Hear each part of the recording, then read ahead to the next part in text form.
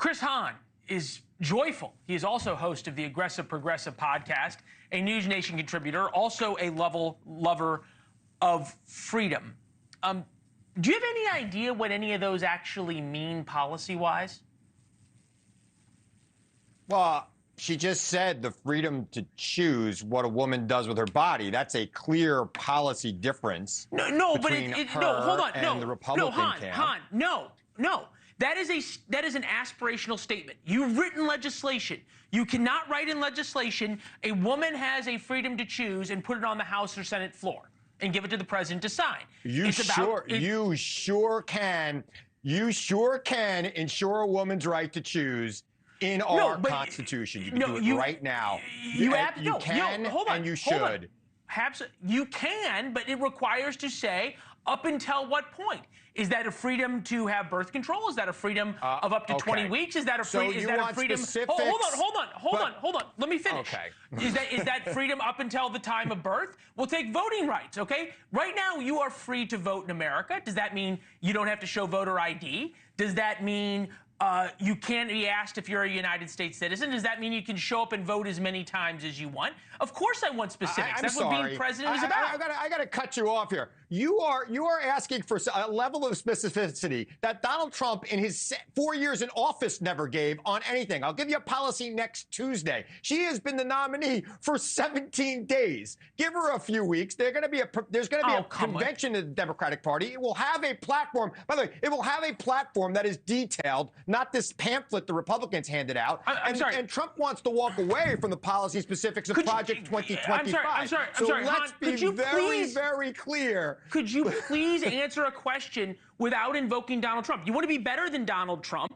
Be better. And yes, I'm asking for specifics. The DNC had a platform before Kamala Harris was the nominee. We've been told over and over again that Kamala Harris was proud of her record with Joe Biden and wanted to continue it. Why not just put up all those policies? Let's not remove the speck from her eye while ignoring the tree trunk sticking out of J.D. Vance and Donald Trump's eye. Right? They're taking questions. This is, of course, they're respecting the press. From friendly reporters. We'll see what happens. I guarantee you, MSNBC would love to have an interview with Kamala Harris right now. I believe she will absolutely take questions. I would encourage her to do that. I believe people who are seeking public office should absolutely make themselves available to the press. I think it's important to our system, and I believe that they will. But ultimately, the policy stuff that they are saying right now is high level. They will get into detail because that's what Democrats do. And there will be some nitpicking over that detail, not just among the press, but among fellow Democrats about where they will go. That's how Democrats roll. They give specifics on their policies. Yeah, but in 90 days, they're not going to. 90 days. But 17 days, they're not going to roll that way. You want her to write 14 white papers in 2 weeks. She's got to write white papers and pick a VP candidate and build a campaign organization. Give her some time. Let her get into it.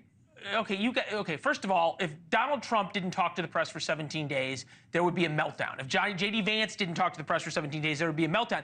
I would put it to you. And I would never accuse you of... Calling it to Fox and Friends is not talking to the press. I'm sorry. Well, it's not. Okay, it is more than Kamala Harris is doing. But...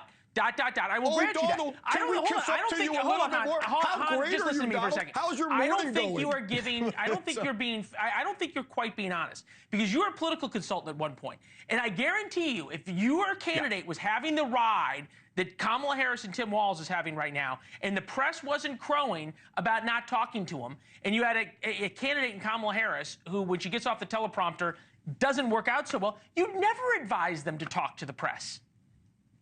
Well, you didn't ask me that question, Leland. Of course I wouldn't advise them to do it. You asked me why she wasn't doing it. If you would have asked me that to begin with, I would have said, why would she talk to the press? She's rising in the polls. She's doing this. Instead, you throw this policy stuff at me, and you make me say, why are you removing the speck from her eye when there's a tree trunk in the other guy's eye? I mean, that's just, I gotta go to the Bible every time. JC was right on that one, and we gotta heed it.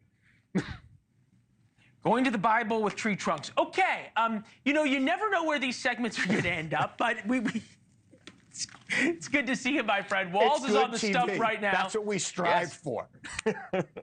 Thanks for watching. Go to joinnn.com to find NewsNation on your television provider.